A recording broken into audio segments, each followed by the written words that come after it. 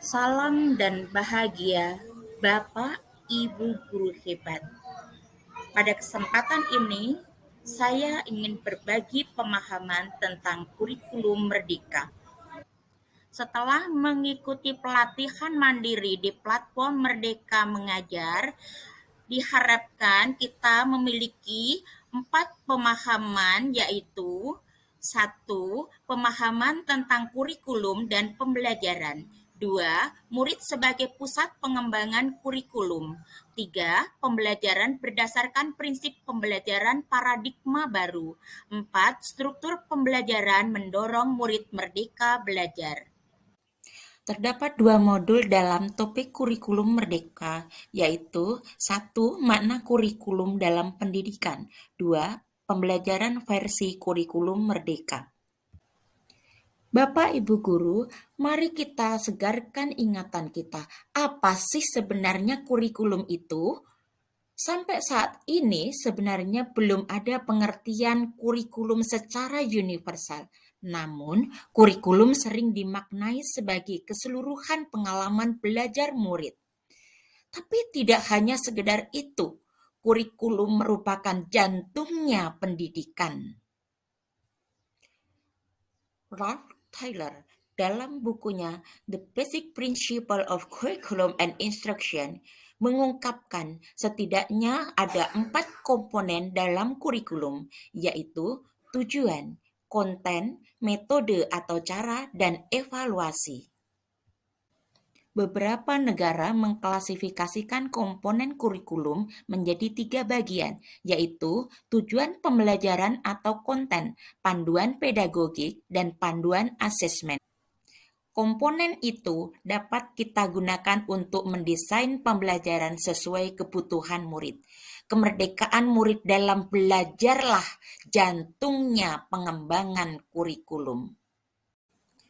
Lalu, apa peran dan fungsi kurikulum? Peran kurikulum sebagai pedoman dalam acuan kita dalam pembelajaran.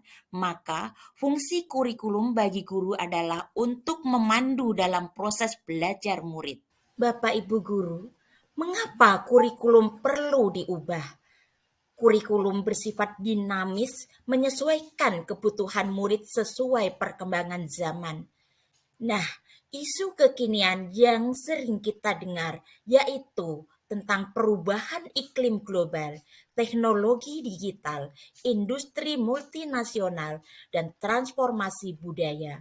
Hal tersebut menuntut satuan pendidikan menyiapkan kurikulum yang membantu murid menghadapi dunia yang penuh dengan tantangan. Oleh karena itu, peran dan fungsi kurikulum dapat kita optimalisasi dalam kerangka: 1.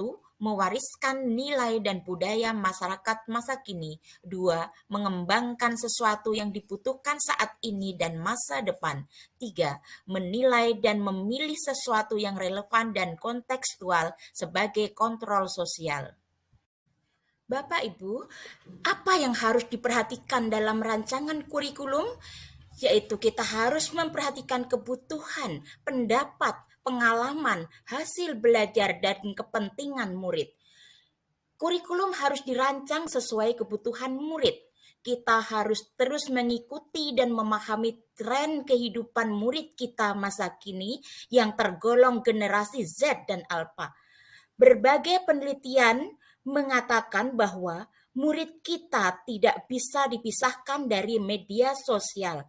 Hal ini dapat dimanfaatkan oleh guru dalam pembelajaran, misalnya dengan meminta murid membuat tugas melalui aplikasi digital. Bapak Ibu, mengapa kurikulum nasional yang telah ditetapkan oleh pemerintah perlu diadaptasi? Hal ini disebabkan karena konteks satuan pendidikan yang beragam, yang dipengaruhi oleh faktor geografis, faktor biologis, dan sosial budaya, menyebabkan banyak hal tidak bisa diimplementasikan di kelas. Lingkungan dan ekosistem sekolah kita berbeda-beda, murid kita berbeda-beda, perubahan terus terjadi di sekitar kita. Maka, kurikulum operasional satuan pendidikan atau KOSP sangat dinamis, mengikuti perubahan dan kebutuhan, dan dapat diperbaharui secara berkesinambungan.